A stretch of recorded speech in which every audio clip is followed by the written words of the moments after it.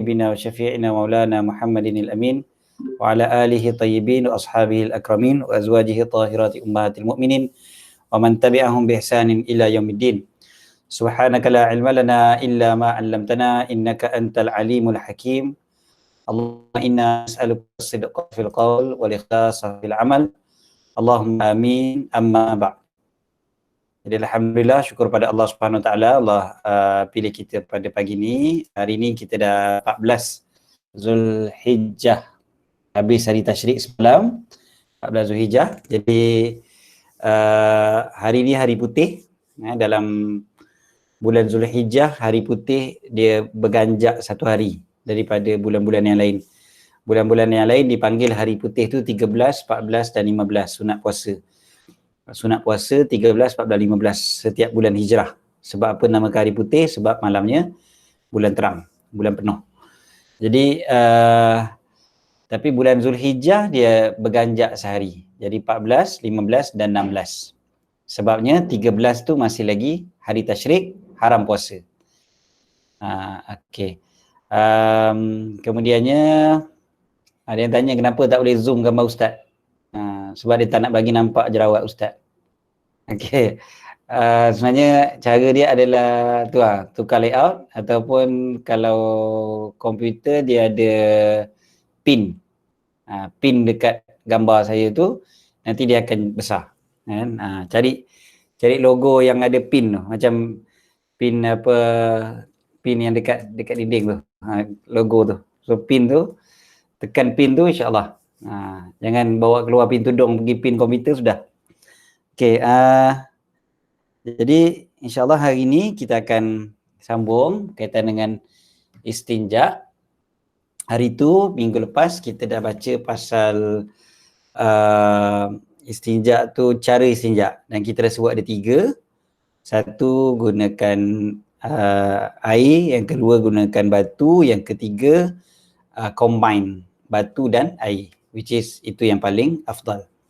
So macam kalau kat tempat kita pun, kalau kita gantikan batu tu biasanya dengan tisu, toilet tisu. So tisu dan air maknanya gunakan tisu dulu, lepas tu baru gunakan air, itu yang paling afdal. Okey, kalau nak pilih salah satu, maka gunakan air lebih afdal. So dia punya turutan kita sebut hari tu, yang paling afdal adalah nombor 3, lepas tu baru nombor 1, lepas tu baru nombor 2. Okey, so kita pergi terus kepada syarat-syarat istinja dengan batu. Maksud dekat sini adalah kalau kita hanya nak gunakan batu ataupun yang sama dengannya. Kalau kita nak gunakan air tu dah cerita lain lah. Tapi kalau kita nak gunakan batu je, ini ada syarat dia. Kalau maksudnya kena nak tisu je, contohnya air tak ada kat satu tempat. So nak guna ni je. Kita pergi toilet tu memang air tak ada. So kita nak gunakan istinja dengan batu. So apa dia punya syarat dia? Yang pertama adalah batu atau benda yang kesat itu suci dan dapat menarik najis. Menarik ataupun kita boleh panggil menanggalkan ataupun mengikiskan ataupun mencabut dan sebagainya. Maknanya bersuci tu confirm lah, sebab kita tak boleh istinja dengan benda yang najis ataupun yang mutanajis pun tak boleh juga. Apa beza najis dengan mutanajis? Najis tu najis lah kan, macam yang kita dah belajar 2 minggu lepas lah, najis-najis semua tu kan. Mutanajis macam sesuatu yang asalnya dia bukan najis tapi dia kena najis. Itu sebab kita panggil air yang mutanajis, kita sebut itu kan. Kalau air yang mutanajis tu maksudnya air tu air biasa tapi dimasuki najis, maka air tu dipanggil mutanajis. Dia beza dengan najis. Najis tu sendiri, najis tu lah, katalah contohnya najisnya air kencing contohnya. Tu najis. Itu bukannya bercampur, tu memang najis. Kalau air kosong dimasuki najis, maka itu dipanggil mutanajis. So sama juga dengan istinja dengan batu ni. Kalau batu tu asalnya batu biasa, memang batu biasa, kemudiannya kena najis dekat situ, maka dia jadilah batu tu mutanajis. Pun tak bolehlah gunakan untuk istinja. Kalau najis tu isaf pun tak boleh juga. Contohnya najis binatang yang dah keras. Dia dah keras, nampak macam batu. Contohnya, macam batu. Tapi bila kita check betul-betul ini najis binatang ni bukan batu ni. Memang tak boleh lah. So itu jelas lah. So maksud suci itu adalah yang bukan najis dan bukan mutanajis. Kedua-duanya tak boleh. Mesti suci. Okey, lepas tu dapat menarik najis, dalam bahasa Arab dipanggil qali'. Maksudnya tak boleh kita gunakan contohnya macam benda yang membahayakan kita juga bila kita nak lap, dia tak boleh kita nak lap betul-betul. Contohnya gunakan kaca. Kan? Kaca yang tajam tu dah kenapa nak guna kaca. Tapi lah dalam kitab memang sebut lah kan. Sebab benda tu kita takkan boleh dapat menanggalkan ataupun dapat menarik najis sebab benda tu akan memudaratkan kita pula. Selain daripada tu juga tak bolehlah gunakan benda yang macam kita kata dia pergi pada nombor 2 juga, iaitu benda tu mestilah benda yang kesat. So macam bentuk contohnya macam jelly kan. Macam jelly. Jelly tu kan lembut. Bukan saja sebab dia makanan, memanglah dia makanan jelly. Tapi katakanlah kalau benda tu bukan makanan sekalipun, tapi sebab dia tidak menanggalkan sebenarnya oleh kerana sifat dia yang lembut macam tu. Licin, dia licin sangat. Tu benda yang licin pun tak boleh juga. Yang licin sangat. Yang boleh adalah benda yang kesat dan bukan juga benda yang dihormati. Sebenarnya syarat-syarat ni kalau kita perhati dia dah combine tau, 2 dalam 1. Dia bukannya satu-satu je sebenarnya tu. Bukan benda yang dihormati seperti bahan makanan atau batu masjid. Okey. Bahan makanan kat sini bahan makanan manusia lah. Bahan makanan manusia dan jin. Jadi kalau bahan makanan binatang tu tak termasuk lah.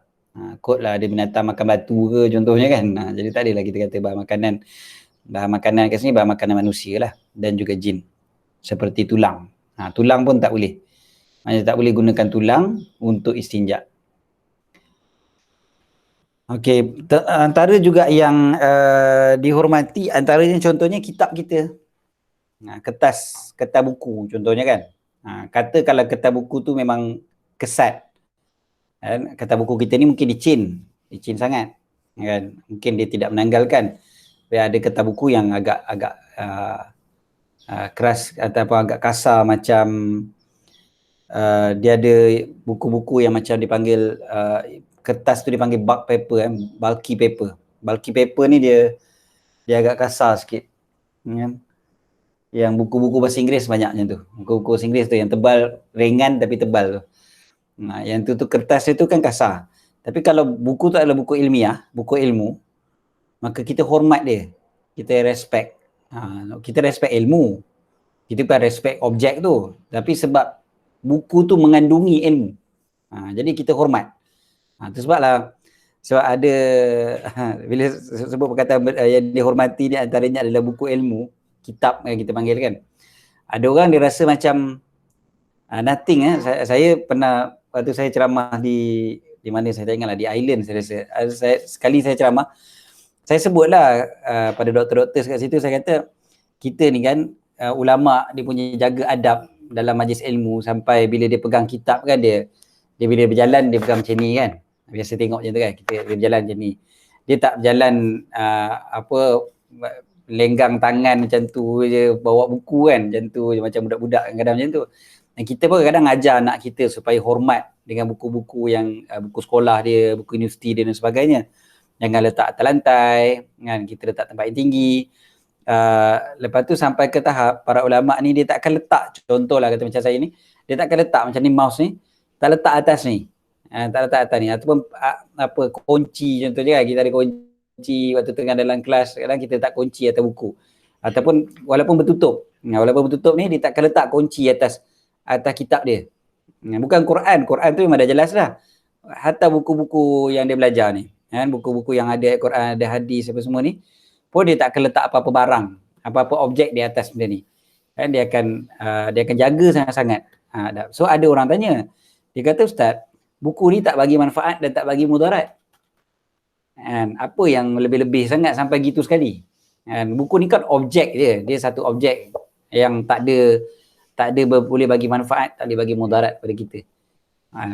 Jadi jawapannya adalah betul, kita yakin memang buku ni tak boleh bagi manfaat dan tak boleh bagi mudarat. Bukan kita gunakan buku ni untuk minta dia, wahai buku bagilah aku kebaikan, contohnya. Kita tak akan minta pada dia. Dia tak boleh bagi manfaat pada kita. Tapi kita beradab dengan ilmu yang ada dalam buku tu. So beradab dengan ilmu antaranya adalah dengan tulisan-tulisan yang ada ilmu tu. Itu juga antara adab kita. So adab kita dengan ilmu tu yang mendatangkan keberkatan daripada Allah. Berkat tu datang daripada Allah. Bukannya benda tu yang bagi pada kita, bagi power pada kita ke tak. Kita pun yakin benda tu. Kita tahu berkat tu datangnya daripada Allah. So kebaikan-kebaikan. Itu pasal kadang kita belajar tak masuk-masuk.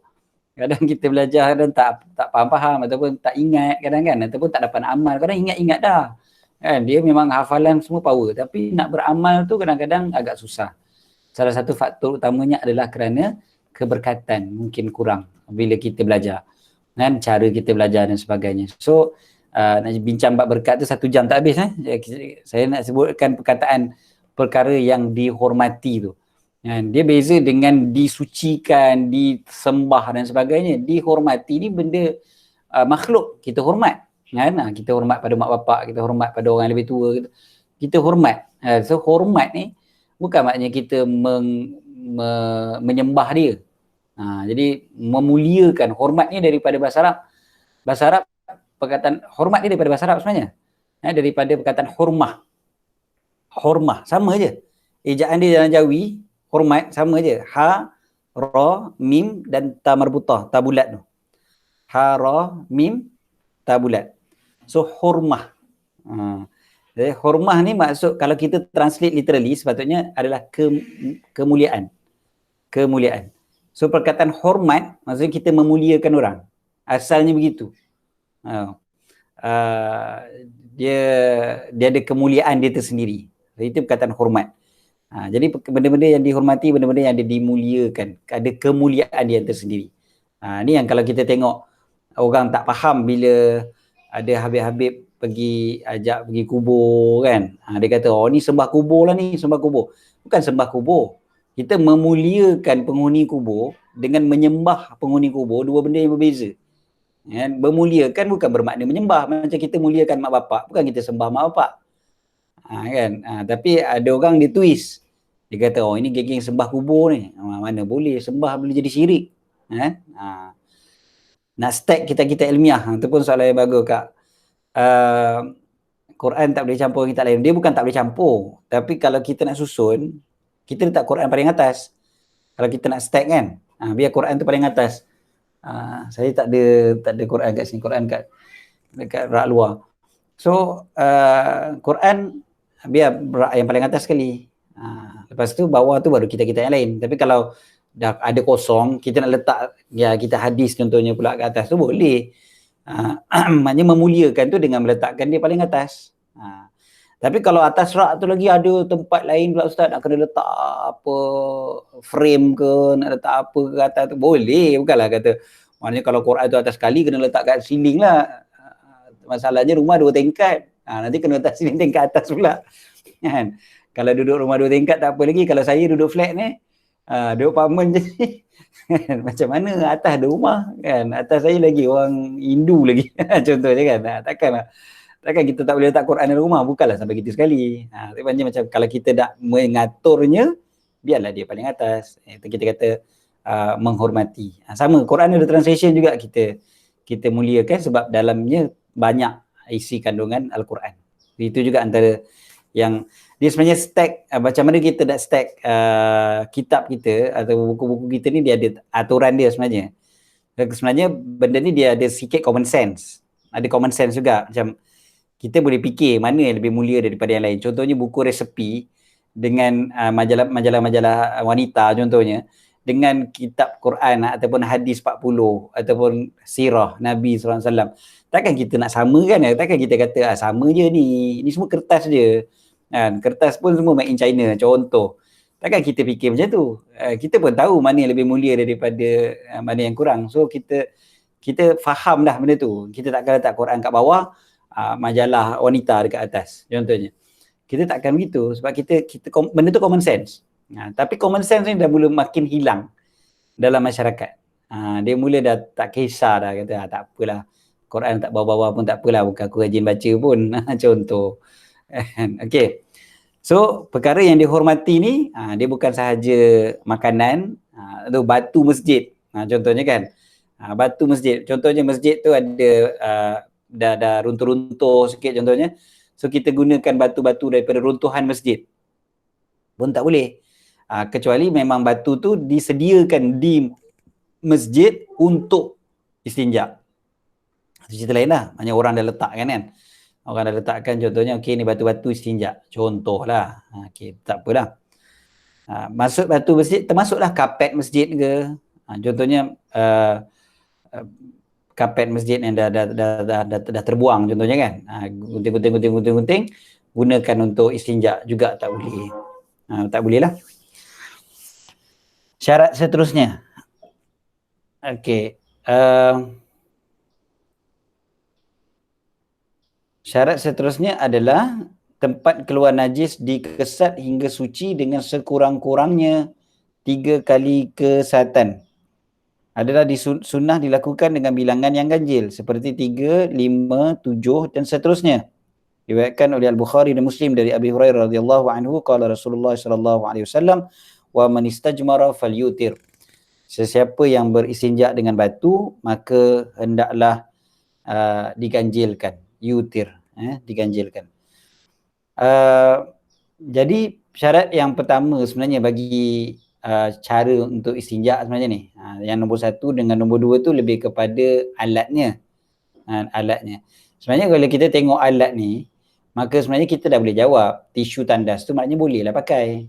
Sebab tisu tandas tu cukup syarat tu. Syarat nombor 1 dengan syarat nombor 2 tu dah cukup dah syarat untuk tisu tandas. Jadi kita dah boleh faham lah. Kata dia bukan mesti batu. Cuma kenapa digunakan perkataan batu? Sebab memang waktu zaman Nabi SAW itulah yang digunakan. Memang mereka gunakan batu. Ataupun kalau dalam bahasa Arab juga dipanggil sebagai istijmar. Istijmar ni maksudnya menggunakan batu untuk istinja. Istijmar dia panggil. Menggunakan batu. Perkataan istijmar daripada perkataan jamrah. Jamrah ni kita biasa lontar kalau kita pergi haji kan, jamrah kan. Jamrah ni maksudnya kita melontar batu-batu kecil kan, batu-batu kerikil kita panggil kan, batu kerikil. So itulah dia jamrah. Kita melontar jamrah kan. Jadi yang kita lontar tu kan batu-batu kecil kan, batu-batu kerikil kan. Jadi perkataan istijmar dia ada perkataan, kalau perasan bahasa Arab, kita akan jumpa huruf jim, mim dan juga ra dekat ujung tu kan. Istijmar, jim, mim, alif, ra ujung dia. So daripada perkataan yang sama lah dengan jamrah. Sama. Okey. So batu-batu tu yang biasanya digunakan, batu-batu kerikil, batu-batu kecil yang digunakan untuk istinja. Biasanya orang dulu memang dia akan pakai batu-batu yang kecil lah untuk istinja. Okey. So itu sebablah istilahnya istinja dengan batu. Istinja dengan batu.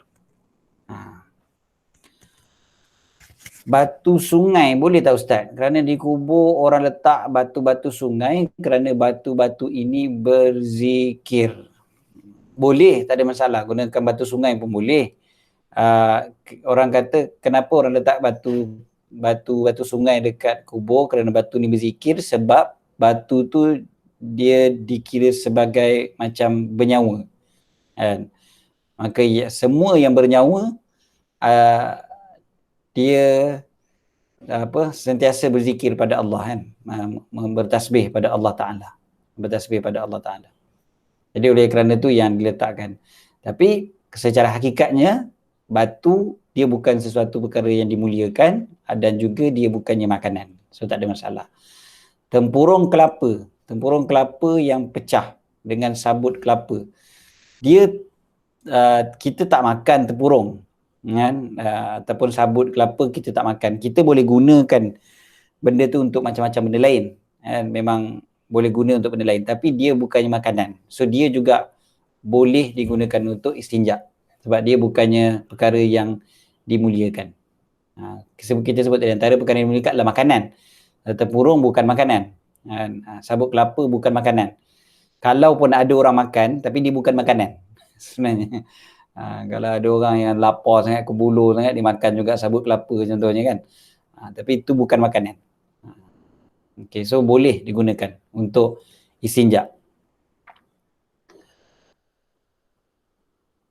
Okay, so yang syarat yang berkaitan dengan cara keluarkan cara istinja tadi tu adalah tempat keluar najis dikesat hingga suci dengan sekurang-kurangnya 3 kali kesatan. Okay, so sekurang-kurangnya 3 kali tu itu penting itu memang syarat.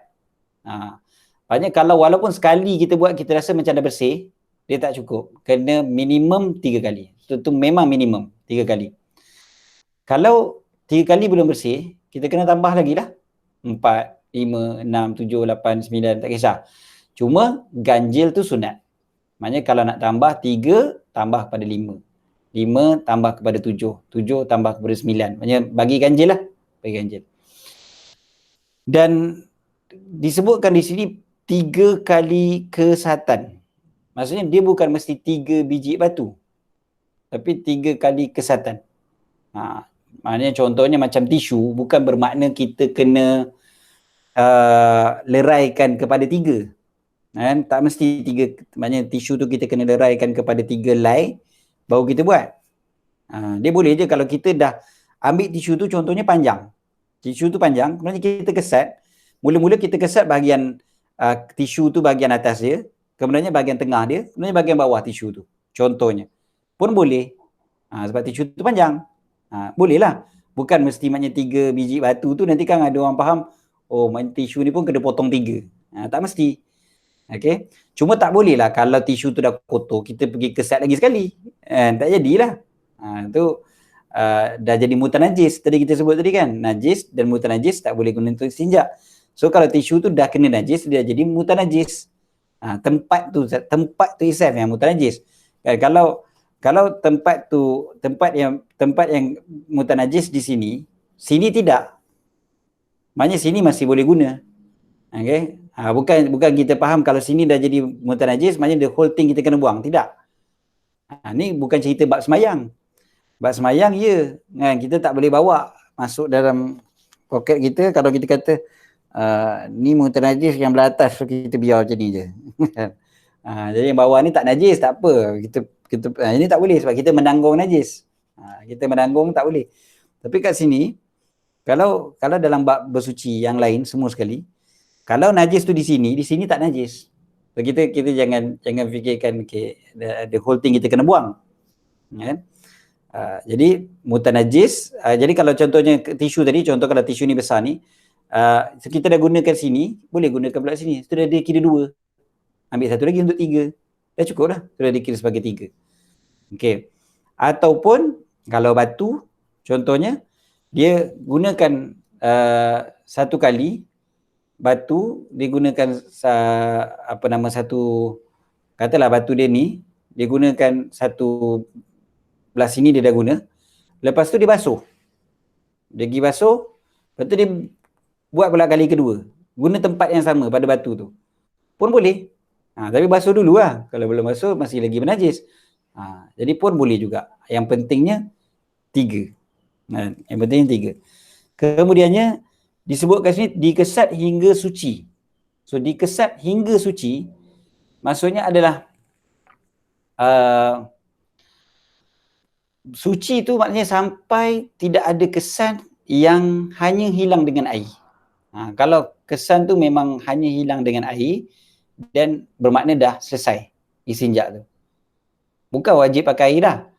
Maksudnya begini kalau kita nak istinja gunakan batu. Katakanlah kita dah lap guna tisu dah. Dah bersih betul-betul dah. Tapi yang tinggal contohnya bau. Janganlah pergi cium pula. Memangnya masih ada bau. Bau tu dia cuma akan hilang dengan air. Katakanlah begitu kan. Itu menunjukkan apa dia? Itu menunjukkan sebenarnya dah selesai. istinja.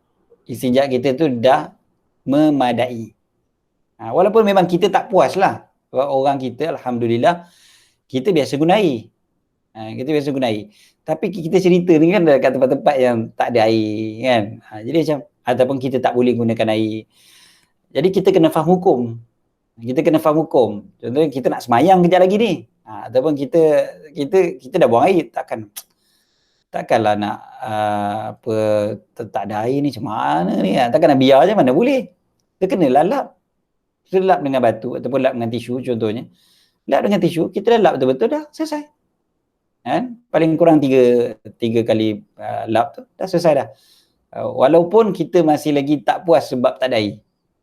Tak puas bukan mempengaruhi hukum jadi punya hukum dah settle lah maknanya. Dah settle gunakan tu. Jadi walaupun kita rasa macam kalau guna air ni mesti lagi bersih. Tapi guna tisu aku dah habis cuba dah. Dah habis dah. Dan memang dah tak boleh lagi dah. Kan? Memang kalau guna air lagi bersih. Of course lah kalau guna air lebih bersih. Tapi itu dah memadai. Okey.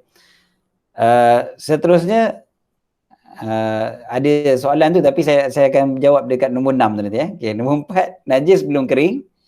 Okey, najis dah kering, dia dah apa namanya ni,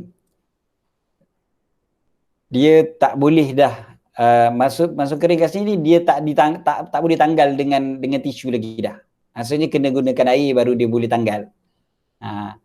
Sebab dia dah melekat. Contohnya kering tu maksudnya kering dah melekat. Jadi kering melekat, maka tak bolehlah dah guna tisu. Mesti kena guna air lah.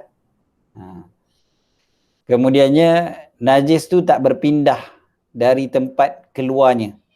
Okey. Maksudnya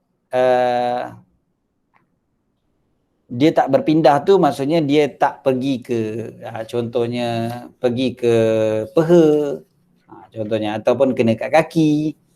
Jadi kalau berpindah ke tempat yang lain, maka dia juga tidak boleh gunakan batu dah. Sebab kita dah sebut pada minggu lepas, istinja maksudnya bersihkan najis pada tempat keluar najis. Bukannya kat tempat lain.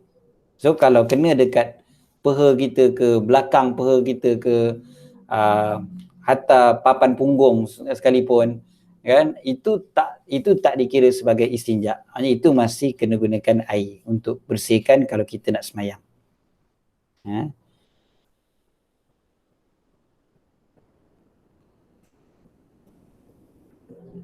Okey, seterusnya jadi yang tu jelas lah. Contoh kalau orang tu buang air terpecik sana terpecik sini kan. Jadi kalau percikan tu make sure lah jangan kena pada anggota yang lain, jangan kena pada kaki, jangan kena pada even tangan dan sebagainya. Tu memang confirm lah dah tak boleh gunakan tisu pada tempat tu lah. Istinja masih boleh lagi gunakan batu pada tempat keluar najis tu, tapi dekat kaki tu tak boleh lah pakai tisu juga. Kalau kena dekat kaki, dan kaki tu memang kena guna air lah untuk solat. Cumanya kita sebut juga dia ada beza antara, kan kita sebutkan minggu lepas kot, najis yang dimaafkan kan. Najis yang dimaafkan. Antara najis yang dimaafkan adalah najis yang tidak kelihatan dekat mata kita. Walaupun mungkin kita rasa. Mungkin dekat kaki kita rasa macam ada terpercik. Okey. Tapi kalau kita tengok kat kaki, tak ada apa-apa. Memang tak ada langsung najis. So itu kan dipanggil najis yang dimaafkan. Jadi macam dimaafkan lah, bolehlah semayang maknanya. Boleh semayang lah. Jadi jangan pula macam risau sangat, rasa macam dah terkena kaki. Tapi tak ada kan. Jadi istinja macam biasa, ambil semayang. Tak susah. Okey, lepas tu nombor 6, najis itu belum didatangi sesuatu yang lain walaupun sesuatu yang suci seperti air. Jadi maknanya apa? Air tidak boleh kena dekat najis tersebut sebelum kita gunakan tisu ataupun batu. Okey, tisu atau batu. So, soalan pasal wet wipes, kan? Wet wipes. Wet wipes ni masalahnya dia dah basah. Kan? Dia tu sendiri dah basah. So bila kita pergi kita basuh, maka secara automatik kita dah tercampurkan najis itu dengan air. Kan? Jadi dah tak memadai dengan syarat yang ke-6 tadi tu. Tak memadai. So maknanya kalau nak gunakan wet wipes, boleh, bukan tak boleh, tapi kena gunakan air lah lepas tu. Air masih lagi kena pakai. Ada orang dia pakai wet wipes sebab dia rasa lebih bersih. Kan? Tapi lepas tu kena guna air. Ataupun satu lagi cara adalah dia gunakan tisu dulu, tisu kering dulu, lepas tu baru dia guna wet wipes. Yang tu boleh. Sebab dia dah istinjak lah maksudnya dengan tisu kering dia tadi. Dengan tisu yang kering tu, lepas tu baru dia guna wet wipes. Boleh. Tak ada masalah. Gunakan tisu yang kering dulu. Dia ada satu lagi problem sebenarnya dengan wet wipes ni. Wet wipes ni, bila kita kesat, bila basah, tisu tu basah, kena najis, tisu tu akan ada najis. Dan bila dia basah, dia akan menyebabkan tempat lain pula boleh jadi najis. Bila kita lap, dan bila kita lap, tempat yang asalnya najis kat sini, kita lap ke sini pula kena najis. Sebab dia basah. Dan dia beza dengan yang kering. Jadi itu yang kena jaga betul. So wet wipes ni dia ada satu lagi faktor yang agak susah. Sebab dia boleh memindahkan najis. Kita pula memindahkan najis. So kalau guna wet wipes untuk percikkan najis, dia tak memadai. Dalam mazhab Syafi'i, air perlu dialirkan. Perlu dialirkan air ataupun jirus air, bukannya digunakan sesuatu yang sekadar lembapan saja. Lembapan tidak memadai untuk mencuci najis. Dalam mazhab Syafi'i. Ada mazhab yang kata boleh. Tapi dia tidak memadai. So kena gunakan air juga. Dan paling selalu sekali adalah baby lah, anak-anak kan. So baby, kalau kita cuci dia dengan wet wipes, lagilah baby confirm dan najis dia berpindah. Sebab dia pakai diapers. So bila dia pakai diapers, najis dia dah berpindah. Lepas tu kita pakai wet wipe saja, maka dia masih lagi bernajis. Jadi bila dia bernajis, lepas tu kita pula semayang, kita dokong dia contohnya. Ataupun kita duduk, waktu solat tu dia duduk atas peha kita. Dan kita biarkan. Kita tak tolak dia, tak halang dia daripada duduk kat kita. Jadi dalam keadaan macam tu semayang kita tak sah. Sebab kita menanggung najis. Jadi caranya adalah baby bukan tak boleh pakai wipes, pakailah. Tapi bukan itu yang selama-lamanya. Macam tu. Okey. Maksudnya bila kita dapat akses pada air, kita basuhlah. Contohlah wet wipes ni mungkinlah katalah kita keluar. So payah nak pergi toilet dan sebagainya. Tak apalah, pakailah wet wipes. Kan? Sebab budak tu bukan nak semayang. So tak adalah big deal sangat untuk dia. Cuma make sure waktu kita semayang jangan dukung dia lah. Make sure waktu kita semayang jangan biarkan dia duduk atas kita. Jadi itu je sebenarnya dia punya problem. Jadi dari segi jangka panjangnya, kita bersihkanlah dia untuk supaya bila kita semayang pun dia nak duduk atas kita pun sekatilah. Tak ada masalah. Jadi itu solution dia lah.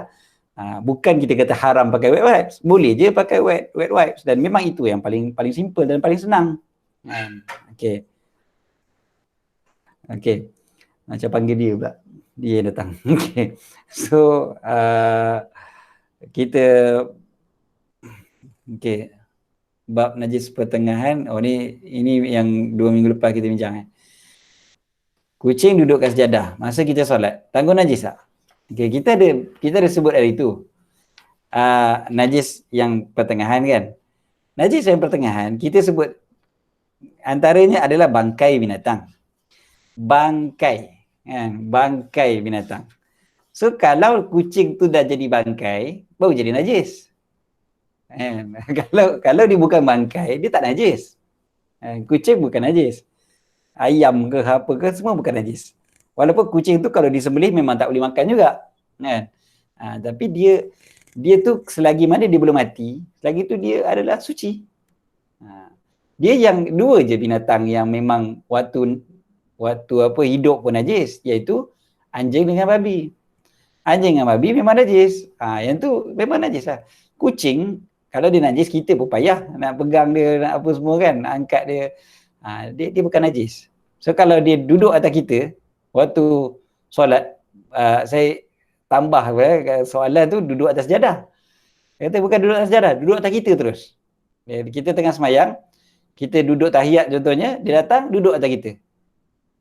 Jadi semayang kita sah, tak ada masalah. Mungkin ada yang kata, Ustaz, mungkin mulut dia ada najis ke sebab dia makan tikus ke contohnya. Jangan kita kata mungkin tu. Lainlah kalau kita nampak memang mulut dia penuh darah, which is takkan kita nak biar pun dia duduk atas kita. Kan? Jadi, tapi kalau kita nampak, dia sampai dalam kitab sebut gini tau. Kalaulah contohnya dekat mulut kucing tu memang ada darah sebab dia makan, katalah dia makan tikus ke makan apa ke. Lepas tu dia pergi tempat lain sekejap. Lepas tu datang balik. Sekejap je datang balik. Dia datang balik, dia duduk atas kita waktu semayang. Semayang kita sah. Sebab bila waktu dia pergi tempat lain tu, kita pun ada kemungkinan yang dia dah basuh mulut dia. Dia dah basuh mulut dia. So, dia datang balik tempat kita, dia duduk atas kita waktu semayang kita sah. Sebab dia tak dikira sebagai najis.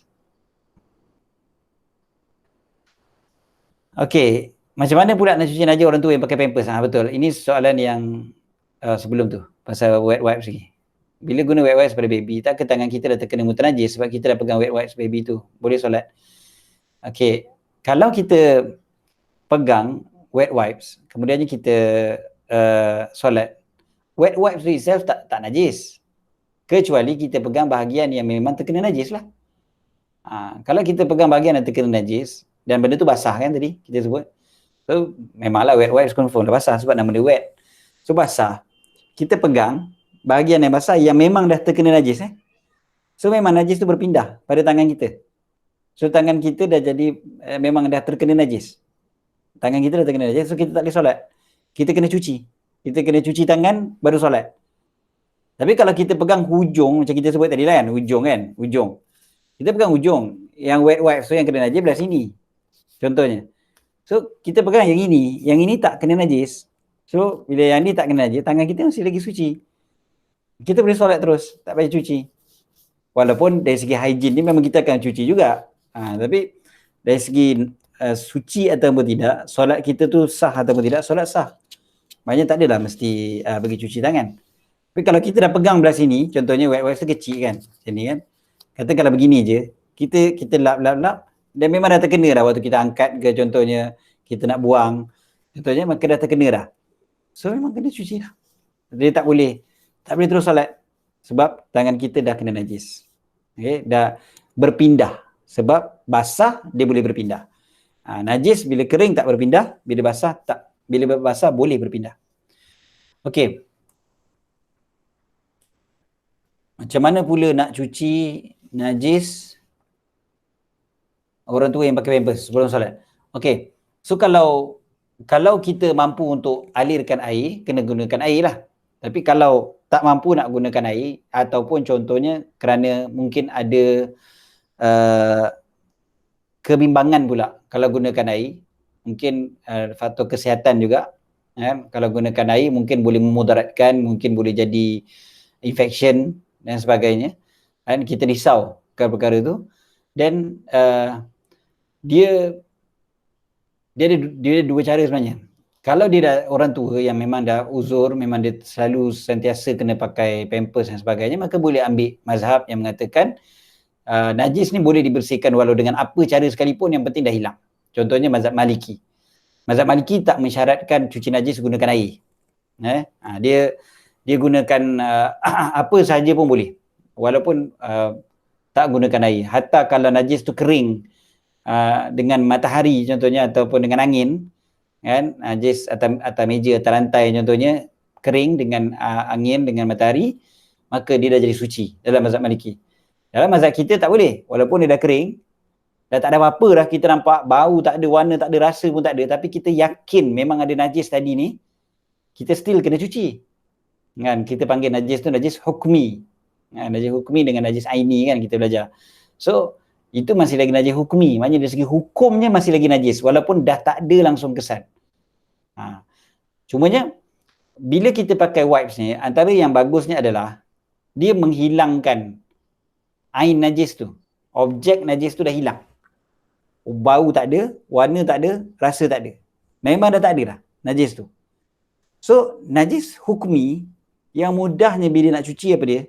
Dia cuma alirkan sekali je dah cukup dah. Air tu biar dia kita alirkan sekali dah cukup dah. Contoh kalau kita pakai spray contohnya, pakai spray, bila kita dah cuci pakai apa nama wipes tadi kan, wet wipes, kita pakai spray tu sikit je, cukup dah. Yang penting mengalir lah. Dah, enough. Okay. Itu caranya. Itu cara yang ikut mazhab Syafi'i, pakai wipes boleh, lepas tu pakai tisu, pakai air. Kan? Pakai air. Air tu yang menyucikan sebenarnya. Tapi kita kata tadi kalau tak boleh guna air, baru kita ambil mazhab Maliki yang kata boleh. Ataupun kalaulah dia bukannya selama-lamanya begitu, maka dia perlu solat hormat waktu. Dalam mazhab Syafi'i dipanggil solat tu solat hormat waktu. Sebab solat orang yang menanggung najis. Solat orang yang menanggung najis. Solat orang yang menanggung najis ni adakah kena qada ataupun tidak? Kena qada ataupun tidak, dalam mazhab Syafi'i ada khilaf sebenarnya. Adakah kena qada ataupun tidak solat orang yang menanggung najis. Kalau nak qada memang lebih kata apa, lebih afdal lah, lebih bagus lah.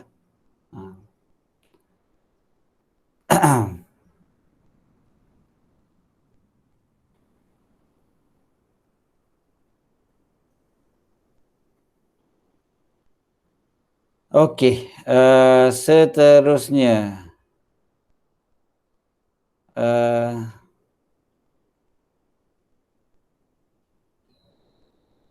kalau ikut Imam An-Nawawi mengatakan solat hormat waktu tidak perlu qada.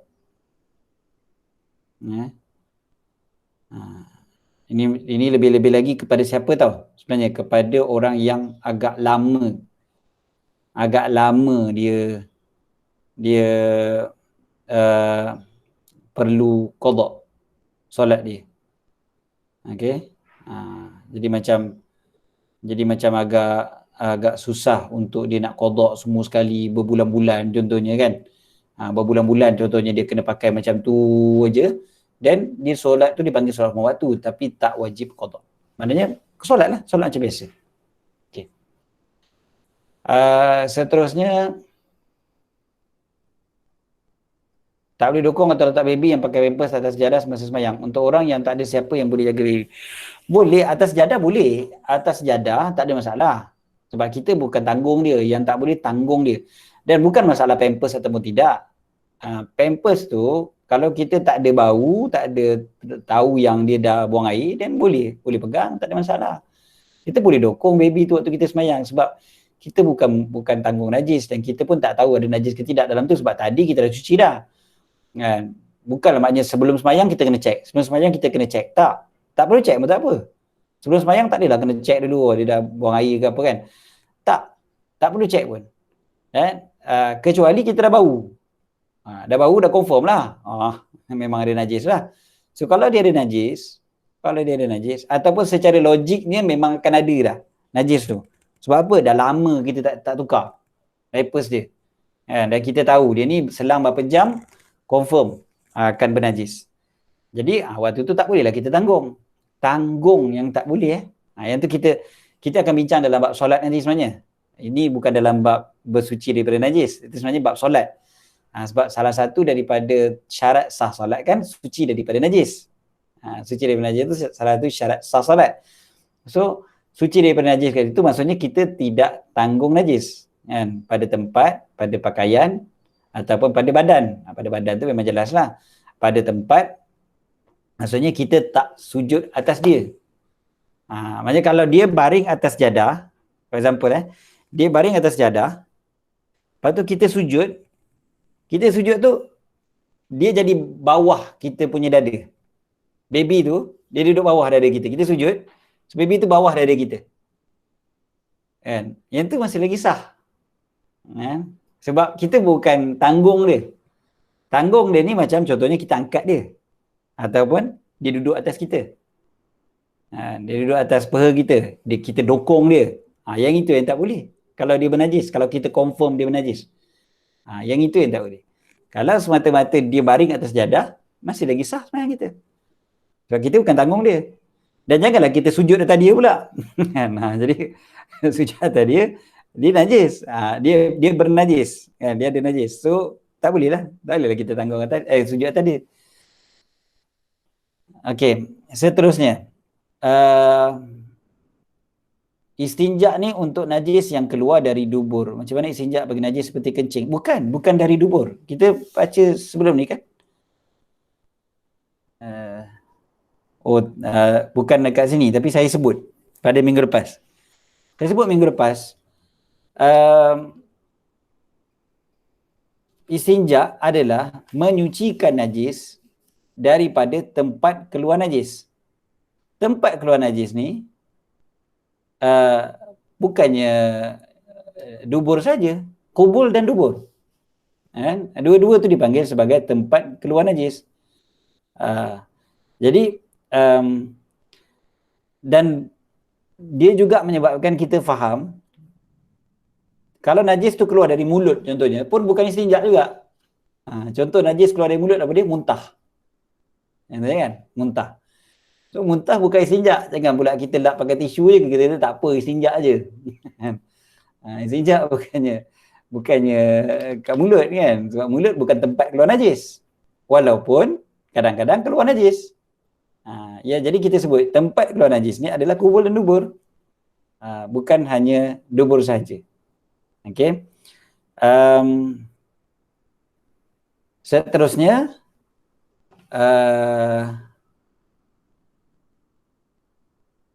jadi istinja dengan najis seperti kencing pun sama. Maknanya boleh gunakan tisu. Boleh gunakan tisu. Kemudiannya untuk wanita kena cuci bahagian dalam sedikit. Dalam sedikit. Ya ke? Mana lebih kurang macam itulah. Biasanya orang selalu tanya soalan ni sebab saya faham dekat dalam masyarakat kita kadang-kadang ada orang yang menyebarkan, yang memviralkan macam-macam benda berkaitan dengan istinja ni. Sampai dia suruh masukkan jari ke dalam dubur pun ada dan sebagainya. Benda tu semua nonsense sebenarnya. Sebabnya begini, yang dipanggil sebagai menyucikan tempat tu adalah yang zahir semata-mata. Yang zahir. Zahir ni maksudnya yang nampak, bukannya yang batin, bukannya yang sebelah dalam. Yang sebelah dalam dia tak dikira sebagai istinja pun, dan dia kalau memanglah sebelah dalam ni sampai ke dalam semua dia najis kalau ikut kan. Usus kita apa semua tu kan jenuh nak cuci usus pula dah. Jadi dia bukannya kita kata kan ada lagi najis tu. Kan ada lagi najis tu. Tak. Sebelah dalam dia zahir atau batin. So yang sebelah zahir sahaja yang wajib dibasuh. Yang zahir sahaja. So dalam tidak. Jadi macam kata tak dalam sikit aja. Dalam sikit pun tak. Dia yang zahir sahaja. Itu sahaja yang wajib dibasuh. Okey. Termasuk dengan tisu dan sebagainya. Maknanya bukan pula kan ada yang faham gitu, maknanya kalau guna air je ni, so kalau guna tisu dia pun pergi bulatkan tisu tu, dia masukkan bulat dah. Tak. Bukan sampai gitu sekali. Zahir ni termasuk yang zahir tu maksudnya yang nampak tu bagi wanita maksudnya yang nampak kalau dia duduk, kalau dia bercangkung. Maknanya yang nampak. Yang nampak kalau dia duduk bercangkung tu, itu dipanggil zahir. Maknanya kalau yang tak nampak tu tetap dipanggil sebagai batin. Itu bukannya bukan maknanya dia kena masukkan ke dalam dan sebagainya, tidak. Yang terbuka sahaja dah, itu saja. Okey. Seterusnya okey, selesai . Kita baca soalan. Solat hormat waktu tu maknanya orang itu solat dalam keadaan dia bernajis. Ya, ya. Maknanya dalam keadaan dia bernajis, ataupun dalam keadaan dia tak dapat menghadap kiblat, ataupun dalam keadaan dia tak dapat tutup aurat, dalam keadaan dia apa namanya ni, tak dapat bersuci kan, tak dapat wuduk. Itu dipanggil solat tu hormat waktu. Kalau dalam keadaan bernajis, banyak ulama mazhab Syafi'i mengatakan tak perlu nak qada kan, sebab dia tak boleh nak tanggalkan. Tapi kalau dalam keadaan tidak bersuci, tak ada wuduk, kan, dan kebanyakan ulama mazhab Syafi'i mengatakan wajib qada.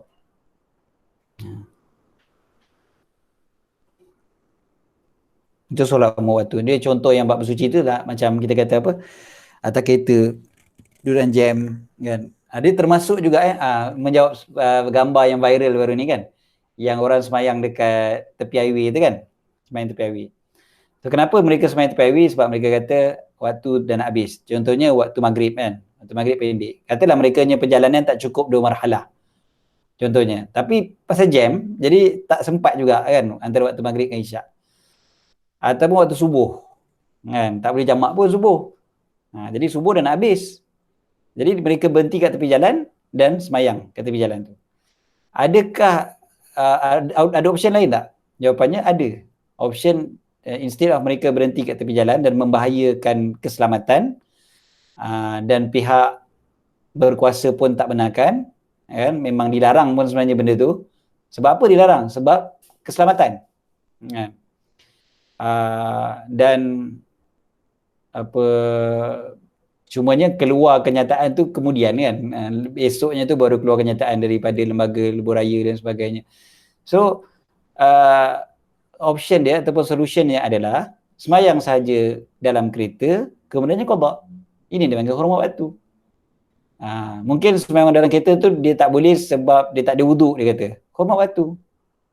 Ataupun kalau wuduk ada dah, sebab tadi sebelum gerak dah ambil semayang dulu dah.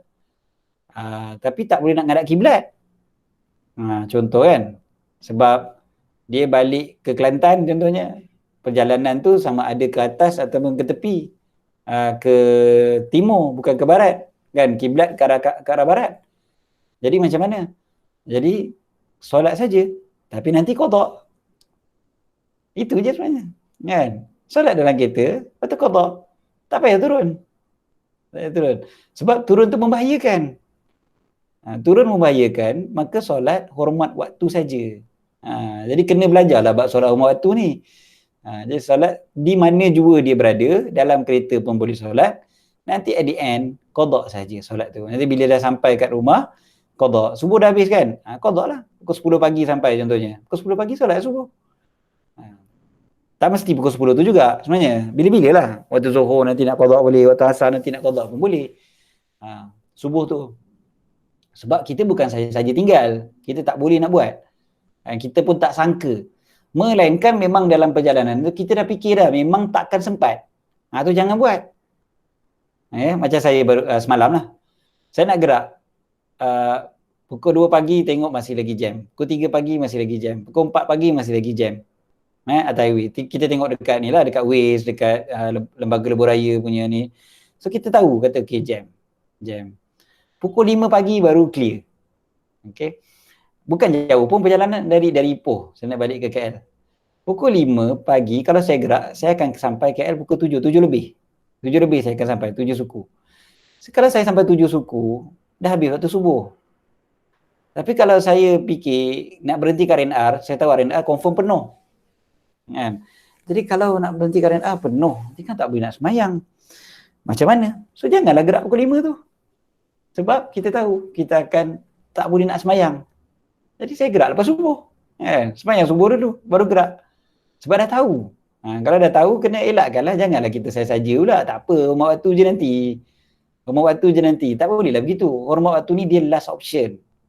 Bila kita macam terdesak sangat. Dah terdesak, baru hormat waktu. Dia bukannya pilihan yang sukarela, suka-suka kita je. Macam kalau kita tahu dah keadaan jam ni, bukan saja balik kampung, orang yang bekerja pejabat, orang yang kerja pejabat, Dia dah tahu dah, contohnya asar masuk pukul 4.45 contohnya. Dia keluar daripada pejabat pukul 4.30 contohnya. Tapi dia tahu dia punya keadaan jam tu memang dahsyat, dia hanya akan sampai rumah dia pukul 7.30. Contohlah, nanti begitu. Jadi dia tahu dah memang dia tak sempat nak sembahyang asar tu. Dia kena dah sembahyang asar dulu baru gerak. Jangan dia kata tak apalah, nanti qada je lah. Nanti qada je lah, nak macam mana. Allah Ta'ala kan maha pengampun. Allah tahu je aku bukan saya saja ni. Saja-sajalah tu. Sebab dia tak sembahyang dulu. Jadi dia kena sembahyang dulu. Tapi kalau contohnya, biasanya kalau dia keluar 4.30, 5.30 dia boleh sampai rumah. Sekali tiba-tiba ada kemalangan contohnya kat depan. Jadi menyebabkan jam yang luar biasa. Dia sampai rumah 7.30. Yang itu yang menyebabkan dia hormat waktu dalam kereta. Nanti dia sampai rumah, dia qada lah. Sebab benda tu bukan dijangka. Biasa dia sejam je dia boleh sampai. Dia boleh sembahyang asar kat rumah. Dia tahu 5.30 dia boleh sampai rumah. Dia boleh sembahyang asar kat rumah dia je. Jadi barulah dipanggil sebagai solat tu hormat waktu. Okay. Lepas tu yang berkaitan dengan waktu juga dalam flight sama juga. Sembahyang sekadar yang boleh. Kalau kita sekadar boleh duduk, kita tak boleh berdiri sebab kita pakai seat belt kan. Memang apa pesanan daripada kapten untuk kita pakai seat belt. Kita sembahyang macam sembahyang orang sakit duduk tu. Macam mana orang sakit sembahyang duduk, macam itulah kita sembahyang duduk. Walaupun kita sihat walafiat. Allahu akbar. Baca semua. Allahu akbar rukuk. Subhanallah liman hamidah. Allahu akbar sujud lebih rendah daripada rukuk. Gitu lah. Okey, nanti sampai qada. Soalan yang pasal hormat waktu juga berkaitan dengan jamak dan qasar. Boleh ke kita musafir? Bila kita musafir? Okey. Hormat waktu ni boleh jamak qasar pun boleh, tak ada masalah. Tapi bila kita qada, kita kena tengok. Qada dia tak ada jamak lah kan. Qada, istilah jamak tu tak terpakai pada qada sebab dia memang dah keluar daripada waktu dah. Qasar tu boleh ke tak? Qasar boleh ke tidak? Jawapannya, kalau kita qada tu waktu kita musafir juga dan kita boleh qasar. Contohnya kita qada tu kat kampung, kita masih lagi musafir. Bolehlah 2 rakaat. Ataupun kita tak qada waktu kat kampung tu, kita dah balik semula KL. Lepas tu kita travel pula pergi tempat lain. Waktu kita travel yang kedua tu baru kita qada pun boleh. Boleh qasar lagi. Kita boleh qasar. Yang penting qada tu dilakukan ketika travel, ketika musafir. Yang tu boleh. Okey, itu dipanggil sebagai qasar. Jamak dia memang kena waktu tu gitu kan. Jadi dia sebenarnya dia tak ada istilah jamak dah. Dia qada Zuhur 2 rakaat waktu pagi, dia qada Asar 2 rakaat waktu petang contohnya pun boleh. Kan? Dia nak buat sekali serentak pun boleh. 2 lepas tu 2. Tapi tak dipanggil jamak. Dia panggil qada Zuhur, qada Asar. Gitu je. Okey. Dan masa dah habis 10.30. Saya pun ada orang nak datang sebenarnya ni 10.30. Hormat waktu kalau naik flight, kita tahu memang ada waktu solat tapi still purchase time waktu solat. Berdosa tak Ustaz? Dia macam ni. Solat ni sebab kita boleh jamak. Jadi tak ada masalah. Satu. Yang keduanya kalau flight yang long distance, memang kita takkan ada peluang, tak ada pilihan untuk tak solat waktu tu. Memang confirm dia akan berhentasi masa contohnya. Tapi katakanlah yang kita beli tiket tu waktu subuh, yang kita tahu subuh masuk pukul 6.05 contohnya waktu tu, flight kita pukul 6 kan? Dan kita memang tak boleh nak solat subuh. Jadi kita tanya kenapa kita beli flight waktu tu. Tu dulu. Dia bukan terus kita boleh jawab dosa ke tak. Kenapa? Kalau memang tak ada pilihan lain, tak ada flight pukul 7, tak ada flight pukul 8, yang ada flight petang, which is dah terlampau lambat dah untuk kita. Jadi kita terpaksa juga ambil flight pukul 6, first flight contohnya kita terpaksa ambil, dan tak ada masalah lah, kita solat waktu lah, lepas tu qada. Dia biasa berlaku waktu subuh lah, Zuhur dengan Asar kita boleh jamak, Maghrib Isyak boleh jamak kan, kalau domestic flight lah. Kalau yang jarak jauh yang kita ada problem, tapi itu pun tak ada masalah sebab memang kita tak ada option pun untuk elakkan daripada sembahyang dekat atas flight tu. So tengok kenapa, itu je. Kita tanya diri kita kenapa. Kalau kita boleh elakkan. Kita kata ada flight Penang, flight pukul 7, ambil flight pukul 7 supaya kita sempat semayang dekat airport contoh je kan, semayang kat airport dulu baru naik flight. Beg yang berisi najis sebab ada masalah usus, ikut hukum istihadah ke? Kalau ikut dalam mazhab Syafi'i, asasnya sebenarnya dia masih lagi menanggung najis. Istihadah ni hadas, dia bukan bab najis. Istihadah ni hadas, maksudnya darah masih keluar, angin keluar dan sebagainya. Yang ni dia sentiasa menanggung najis. So kalau sentiasa menanggung najis, kalau ikut dalam mazhab Syafi'i, solat tu dia panggil solat hurma waktu juga. Tapi sebab kita dah sebut tadi, najis, banyak ulama mazhab Syafi'i mengatakan solat tu boleh dilakukan tapi tak perlu qada. Jadi yang ini yang kita pakai untuk pesakit yang ada beg yang menanggung najis. Jadi dia solat macam biasa dan dia tak perlu qada. Dan itu fatwa. Saya sebut ni berdasarkan pada fatwa.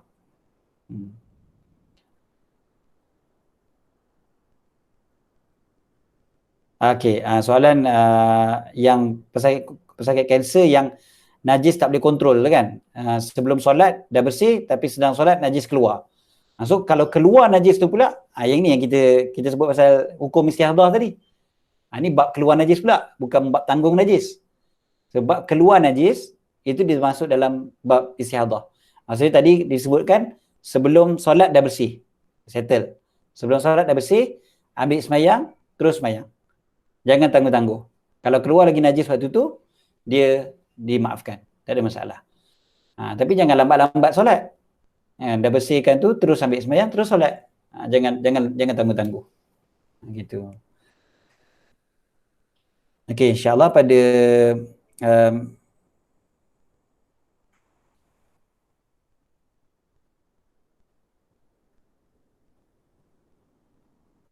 pada minggu depan kita akan sambung berkaitan dengan adab-adab. Ni adab-adab lah. Adab-adab ni dia bukan syarat. Tapi kita nak dapat pahala. Tu orang Islam kan, buang air pun ada pahala dia. Kan? Ada sunnah-sunnah dia. Detail sangat-sangat kita dalam bab bersuci ni sebenarnya. Okay, so cukup setakat tu insyaAllah untuk pagi ni.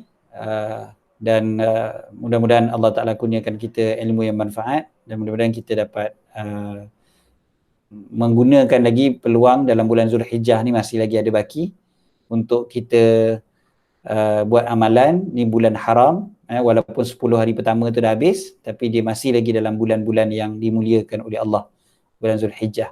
So kita manfaatkan dengan banyak, buat pahala dan sebagainya. Aqulu qawli hadza wa astaghfirullahal azim li wa lakum. Bismillahirrahmanirrahim. Rabbana fa'na bima 'allamtana, rabbi 'allimna alladhi yanfa'una, rabbi faqihna wa faqih ahlana wa qarabatin lana fi dinina ma'al qutri unsa wa dhakar. Rabbi waffiqna waffiqhum lima tartadi qawlan wa fi'lan karama warzuqil kulla halalan daima wa akhilla atqiya ulama nahza bil khair nukfa kulla syarr. Rabbana aslih lana kulla syu'un wa akir biridha minkal uyun wa qadi 'anna rabbana kulla duyun qabla an ya'tiyana rusulul manun waghfir wastur anta akram man satar. Sallallahu alaihi wasallam Muhammad wa ala alihi wasallam. Alhamdulillah rabbil alamin. Waalaikumsalam. Terima kasih.